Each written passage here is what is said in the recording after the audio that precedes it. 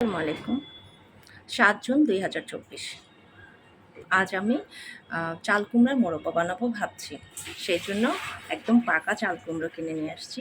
তারপরে সেটাকে ছিলে একদম এরকম একদম পুরো সাদা করে ছিলতে হবে। হ্যাঁ, ছিলে প্রথমে যেটা করতে হবে, কুচি কুচি করে কাঁটা চামচ দিয়ে এরকমভাবে কুচতে হবে, যতটা ভালোভাবে কুচা যায়। হ্যাঁ, ভালোভাবে কুচে পুরোটাই কুচে নিতে হবে।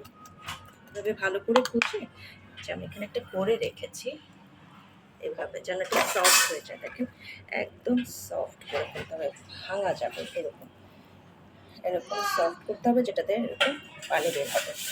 এইটা কিন্তু কুচা হয়নি, এটা আপনি টিপতে ভাঙবে না। হ্যাঁ, ভাঙবে না, কিন্তু এই যেমন এইটা আমি সফট টিপলে রস বেরোচ্ছে, এরকমভাবে কাঁটা চামচ দিয়ে কুচিয়ে রাখতে হবে। কুচিয়ে আমি কিছুক্ষণ এটাকে সাদা চুনের পানিতে ভিজিয়ে রাখবো, প্রায় ৫-৬ ঘন্টা।